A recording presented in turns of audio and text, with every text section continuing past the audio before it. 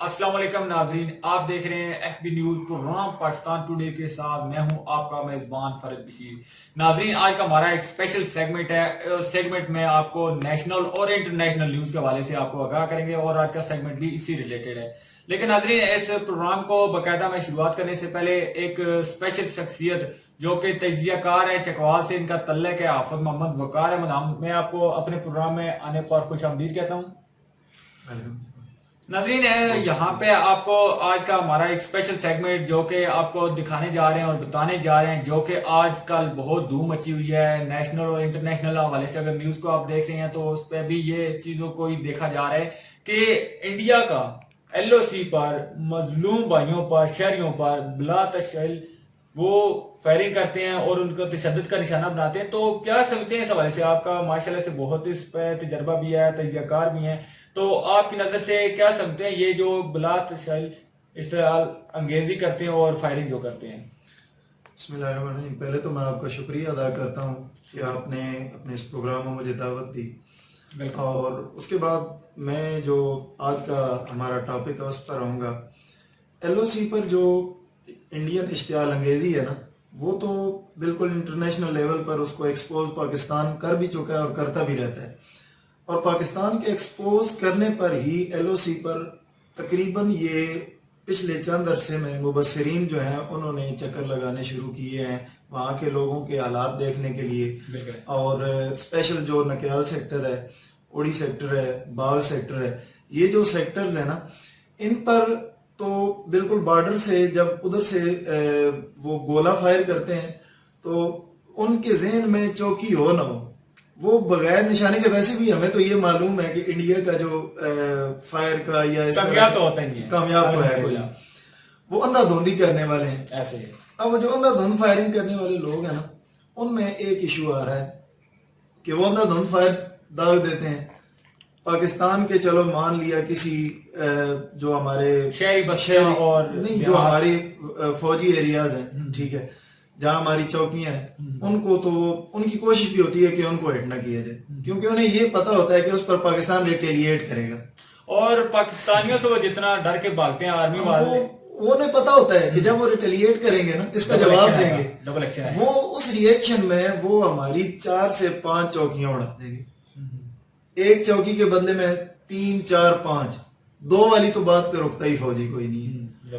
اب ایک تو یہ ایشو آتا ہے ان کو، وہ فوجیوں پر فائر نہیں کرتے، پھر وہ کیا کرتے ہیں کہ فوجیوں کی چوکیوں کو نشانہ بنانے کے بجائے ہماری آبادیوں کو نشانہ بناتے ہیں، مظلوم بھائیوں پہ، مظلوم بچوں پہ۔ وہ اب وہاں پر اگر آپ کشمیر جائیں، وہاں پر نکیال سیکٹر پر میرا اپنا چکر بھی لگا ہے، وہاں پر لوگ جب جی فائرنگ ہو رہی ہوتی ہے تو تقریباً، کیونکہ یہ 1 کلومیٹر تک کی رینج تک چلا جاتا ہے، بارڈر کے بالکل قریب قریب بستی ہیں، بالکل ایسے ہیں۔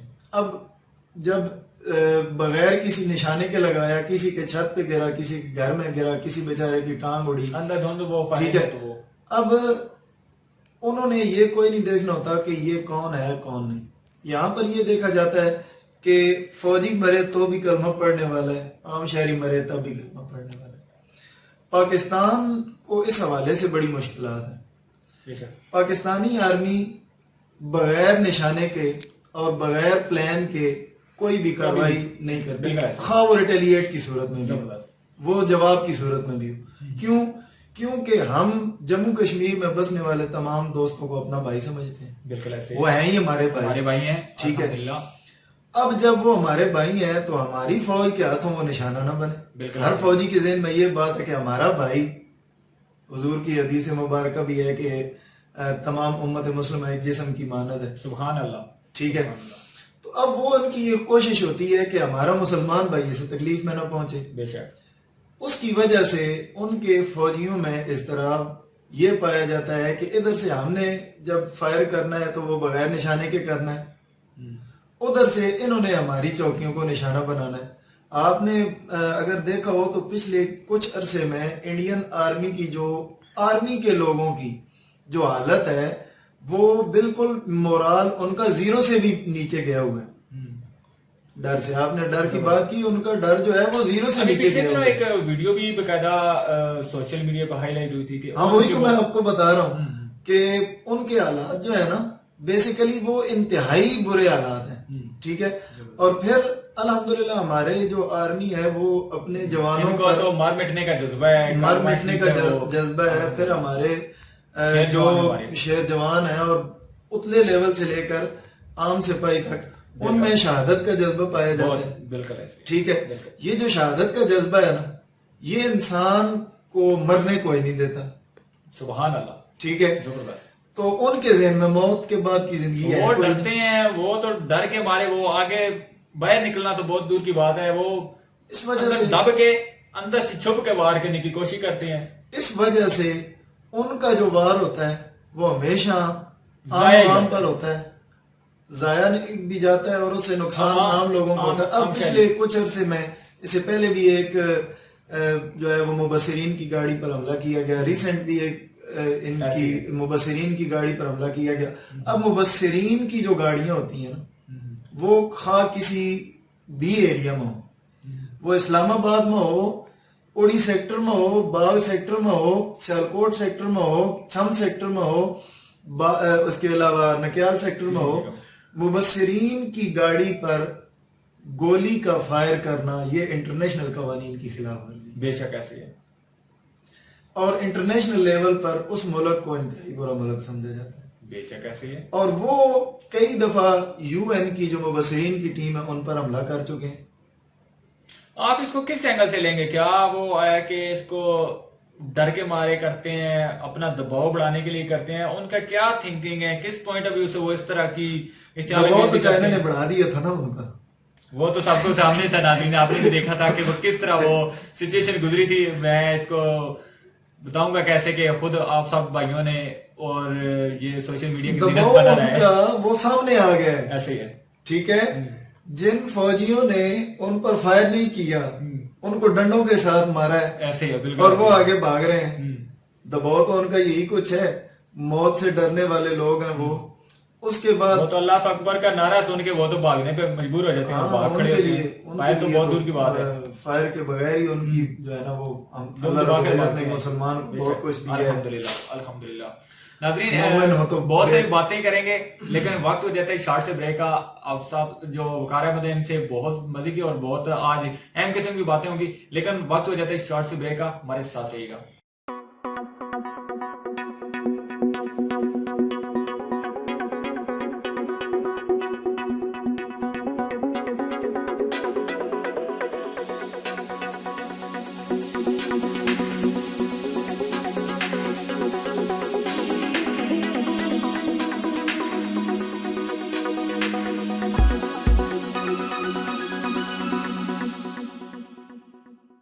ویلکم بیک ناظرین، آپ دیکھ رہے ہیں program Pakistan today with Farid Bashir کے ساتھ. ناظرین جیسا کہ پروگرام سے پہلے ہم آپ کو ایک انٹرنیشنل نیوز کے حوالے سے آگاہ کر رہے تھے، اسی پروگرام کے سلسلے کو آگے لے کے چلتے ہیں کہ یہ جو انڈیا کے اندر مودی کی جو سوچ پائی جاتی ہے اس کے بارے میں آپ کیا کہنا چاہیں گے؟ یہ آر ایس ایس کی سوچ ہے، اور آر ایس ایس کی جو وجود ہے نا، اس کی جو بیس ہے، یہ جو بنی ہے آر ایس ایس، یہ آر ایس ایس بیسیکلی بنی ہے جرمن نازیس ان کے اوپر، ہٹلر کی جو سوچ تھی نا اس کے اوپر. آر ایس ایس کا اب آپ صرف وہاں پر آج تقریباً 1 سے زائد ہفتے گزر چکے ہیں. پنجاب کا جتنا بھی کسان ہے وہ روڈوں پر ہے. 1 ہفتے سے زیادہ کا عرصہ گزر چکا ہے کہ وہاں کا جو سکھ جو وہاں پر محنت کرتا ہے اور محنت کر کے وہاں پر جو ہے وہ چیزیں اگاتا ہے، وہ بندہ سارا جو ہے وہ روڈوں پر پہنچ چکا ہے احتجاج کی صورت میں. دوسری بات، دوسری طرف آپ دیکھیں دلت جو ہیں وہ بیچارے عام حالات میں زندگی نہیں گزار سکتے. اگر آپ یہ سوچیں نا کہ یہ متعصب سوچ صرف مسلمانوں کے لیے ہے، یہ صرف مسلمانوں کے لیے نہیں ہے. بیسیکلی جو ہے ہندو ہے نا، اس میں 2 قسم کی سوچیں پائی جاتی ہیں. آپ کیا کہنا چاہیں گے؟ کیا آپ یہ جو مودی کی سوچ ہے کیا وہ ہندوؤں کو ہی اپنے ملک کے اندر پروموٹ کرنے کی مزید کوشش کر رہا ہے؟ نہیں، یہ جو بیسیکلی یہ جو سوچ ہے نا یہ وہ ہمارے عمران خان صاحب نے ایک ٹویٹ کیا تھا کہ جب نچلے لوگ جو ہیں وہ اوپر والی پوسٹوں پہ آ جائیں تو اسی طرح کی باتیں ہوتی ہیں. یہ وہ بات ہو رہی ہے. ٹھیک ہے. ان لوگوں نے یہ جب سے اقتدار میں بی جے پی آئی ہے نا تو ان کی سوچ میں تعصب پایا جاتا ہے. متعصب سوچ ہے, شدت پسندی ہے.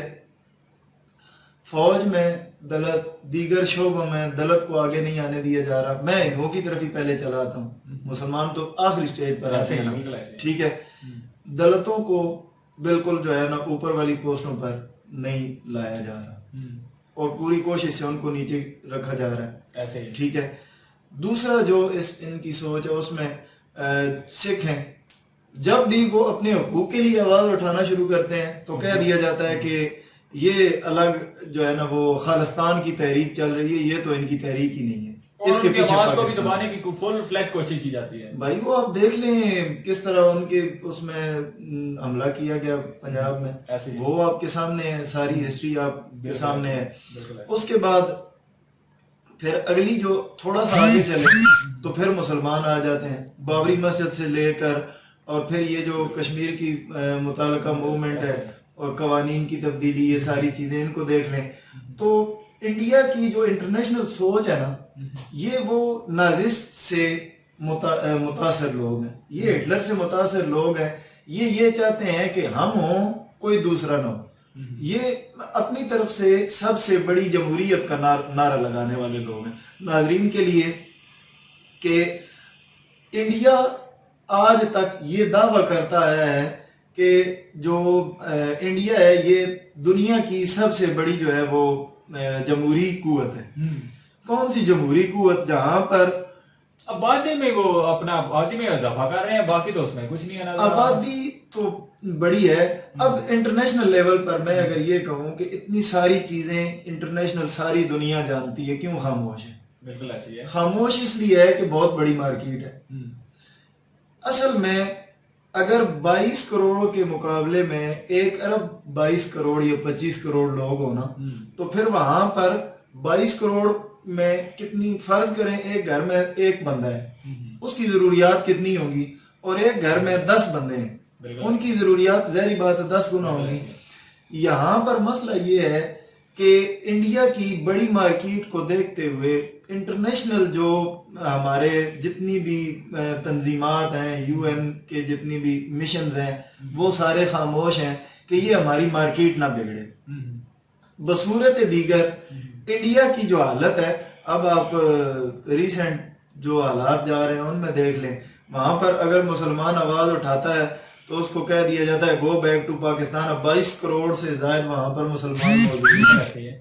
اب 22 کروڑ مسلمان جو ہے وہ گو بیک ٹو پاکستان کتنے آئے بھائی, ان کی وہاں زمینیں ہیں, ٹھیک ہے, سب کچھ ہے وہاں پہ. تو اور وہاں کے مسلمان یہ نہیں کہ انڈیا کی اکانومی میں بھی ظاہر غلط 22 کروڑ آدمی ہیں, سارے نیلے تو نہیں ہے نا, ٹھیک ہے.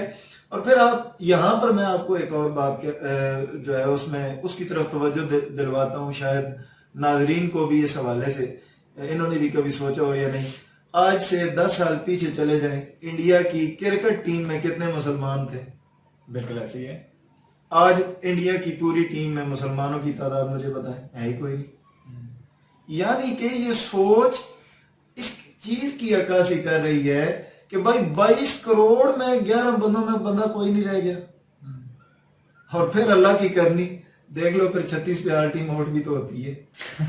وہ تو رزلٹ ہے ہمارے ناظرین کے سامنے ہی رہا ہے اور رہتا بھی. اور میرے سامنے جب یہ نیوز آئی, میرا ایک دوست آتا تو میں نے کہا 36 پر آر ٹیم آؤٹ ہوئی. اس نے کہا بھائی انڈیا ہو ہی نہیں سکتا. میں نے کہا یار کرکٹ ہے, ہو سکتا ہے, بیسٹ ٹیم مانی جاتی تھی کسی دور میں. بھائی اب بھی انڈیا کی ٹیم بڑی بیسٹ ٹیم مانی جاتی ہے, لیکن حالات کو اگر دیکھا جائے تو انڈیا کی ٹیم اور یہ ساری نحوستیں ہیں وہ جو انہوں نے دیگر قوموں کے ساتھ جو ظلم کیے ہوئے ہیں نا, ظلم زیادتی, وہ مظلوم کی جو ہے نا وہ الہی کو لے جاتی. ٹھیک ہے. تو کتنے مظلوموں کی آوازیں وہاں پر اٹھ رہی ہیں, ٹھیک ہے. آپ گمنام قبریں گمنام قبروں سے آپ ہسٹری اگر شروع کریں تو وہ جموں کشمیر میں شروع ہوتی ہے. پھر یہ سکھوں کا قتل عام، اس طرح کی چیزیں، ان کو اگر دیکھا جائے تو انڈیا کے میرے خیال سے تو کوئی حالات کوئی نہیں رہے. تو ایک اور کویسچن کی جانب بڑھتے ہیں کہ انڈیا کے اندر اگر دوسرے پوائنٹ سے دیکھا جائے تو آبادی تو بہت بڑی ہے لیکن غربت بھی بہت زیادہ ہے. اور غربت اور ایجوکیشن کے والے سے کیا کہنا چاہیں گے آپ؟ دیکھیں جی، دو چیزیں ہیں. میں نے پہلے بتایا کہ مارکیٹ بہت بڑی ہے، مارکیٹ ویلیو ہے. اب جہاں مارکیٹ ہوتی ہے نا وہاں پر سہولیات کمپنیز دینے کی کوشش کرتی ہیں. ٹھیک ہے. غربت میں تو وہ جہاں پر منموہن سنگھ نے چھوڑا ہے نا، یہاں سے یہ جو بی جے پی جب سے ہے، مودی ہے، وہاں سے اس نے نیگیٹو ایسا گیئر لگایا ہے نا، ریورس گیئر پہ لگا دیا. یہ ریٹرن ہونا شروع ہو گیا. ٹھیک ہے. اور یہاں یہ جو مودی آیا ہے نا، ہندو اس وجہ سے خوش تھے کہ جی یہ نیچے سے اوپر آنے والا بندہ ہے، یہ بڑی ترقیاں کرے گا، یہ بڑی محنت کرے گا، وہ کرے گا. اور اس نے کیا کیا؟ اس نے آتے ساری دیگر قوموں کو دبانے کی جب کوشش کی. اب مجھے یہ معلوم ہو کہ یہ گھر میرا نہیں ہے، میں نے اس میں 10 دن رہنا ہے، 20 دن رہنا ہے، اور پھر مجھے یا مار دیا جائے گا یا مجھے کہیں جانے پر مجبور کر دیا. میں کتنی محنت کروں گا؟ کوئی نہیں کرے گا. میں تو صرف اتنی ہی کروں گا، بٹ شام ٹائم پاس. ٹھیک ہے.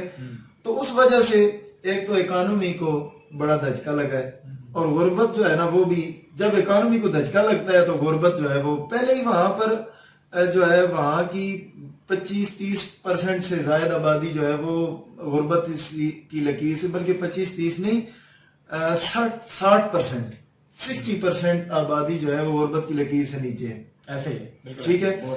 اب اس کے بعد اب یہ حالات اگر چلیں گے تو یہ میرے خیال سے تو 80 تک چلی جائے گی، 80 تک چلی جائے گی.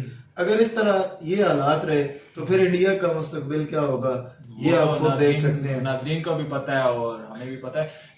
اگر ایک اور کوشچن کی جانب بڑھتے ہیں کہ پاکستان اس وقت انٹرنیشنل اپوزیشن میں کہاں پہ ہے؟ پاکستان انٹرنیشنل پوزیشن میں میرے خیال سے اس وقت مضبوط صورتحال میں. مضبوط صورتحال. دیکھیں جہاں پر آپ نے انڈیا کی بات کی تو انڈیا کا اسٹریٹجیکل پارٹنر ہے امریکہ. ٹھیک ہے. وہ اس وجہ سے کوئی نہیں ہے کہ وہاں زیادہ بڑی مارکیٹ ہے اور کوئی زیادہ لمبی چوڑی وجوہات نہیں ہے، صرف چائنا کے دشمنی کی وجہ سے. لیکن پاکستان اور چائنا تو ایز اے بردر. میں آپ کو یہی اسی طرف لے جا رہا ہوں نا. پہلے ناظرین کے لیے تھوڑا سا پس منظر اور پھر اس سے آگے چلوں گا. اس کے بعد حالات بدل رہے ہیں. ٹھیک ہے. ایک وقت میں پاکستان امریکہ کا اسٹریٹجیکل پارٹنر تھا اور رشیا پاکستان سے دور تھا. آج رشیا جو ہے وہ سی پیک میں گوادر میں انویسٹ کرنے پہ تلا ہوا ہے. بے شک ایسے ہے. اور وہ ایگریمنٹ بھی کر چکا ہے کافی سارے. چائنا، پاکستان اور رشیا وہ کہتے ہیں نا کہ قریب کے جو ہے ہمسائے سے دور کا رشتہ دار جو ہے وہ قریب کا ہمسایہ جو ہے وہ دور کے رشتہ دار سے زیادہ بہتر ہے. تو وہ بات ہے کہ رشیا نے یہ دیکھ لیا ہے کہ پاکستان کو یہ اور پھر سی پیک، پھر رشیا کی بہت پرانی سوچ کہ وہ گرم پانیوں تک آنا چاہتا ہے. اس نے پہلے افغانستان سے انٹری کرنے کی کوشش کی ضیاء الحق کے دور میں. اس وقت پاکستان نے آگے باندھا اور اس کے نتیجے میں اس کی اکانومی کمزور ہونے کی صورت میں رشیا خود ہی ٹوٹ گئی. یہ الگ بات. رشیا کی سوچ گرم پانیوں تک آنا ہے کیونکہ اس نے انٹرنیشنل منڈی میں اپنا سامان بیچنا ہے. ٹھیک ہے. اب ایک چیز فرض کریں ایک گلاس بنانے والا گلاس بناتا جا رہا ہے، جب اس کی کاسٹ جتنی کم ہوتی جائے گی نا تو ہوتا بھی بیچ سکے گا. اس کو اس سائڈ سے جو رستے ہیں اس پہ تو برف جمی رہتی ہے. اب اس طرف سے اس کو گرم پانی چاہیے. پہلے اس نے جنگ کی صورت میں یہ جو ہلہ مچایا، انڈیا کا اس وقت یہ پارٹنر تھا. ٹھیک ہے. یہاں معراج اور بہت سے جہاز اور اسلحہ سازی کی فیکٹریاں بھی رشیا نے لگائیں، وہ الگ بات ہے. اب جب اس نے دیکھا کہ پاکستان اکڑ سے تو قابو آئے گا نہیں اور میں اس طرح تو گرم پانی میں پہنچ نہیں سکوں گا، اب وہ سی پیک کی صورت میں پاکستان کا پارٹنر بنتا جا رہا ہے، جس کی دشمنی کی صورت میں امریکہ جو ہے وہ لازمی طور پر انڈیا سے دوستی کرے گا اور امریکہ پاکستان کو چھوڑ نہیں سکتا، ٹھیک ہے۔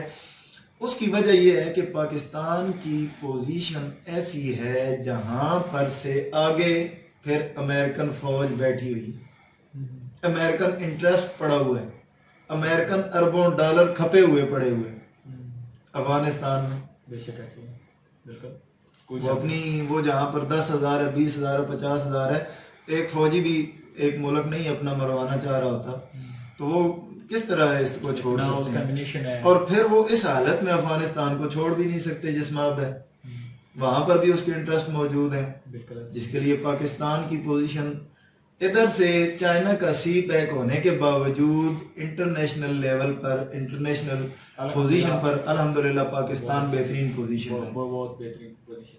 اور دوسرا اگر یہاں پر ایک اور چیز کو دیکھا جائے تو پاکستان کے ہمیشہ طالبان جو ادھر کے طالبان ہیں ان سے حالات اچھے رہے، ہماری ایجنسیز اس میں کردار بھی ادا کرتی رہتی ہیں، اور اب بھی جو ثالثی کی کوشش ہے اس میں پاکستان نے ماشاءاللہ سے بڑی اچھی کامیابی حاصل کی ہے، ریسنٹ ہی ان کے ایک وفد کا بھی یہاں پر ناظرین ابھی ایک شارٹ سے وقت ہو جاتا ہے، لیتے ہیں چھوٹا سے بریک۔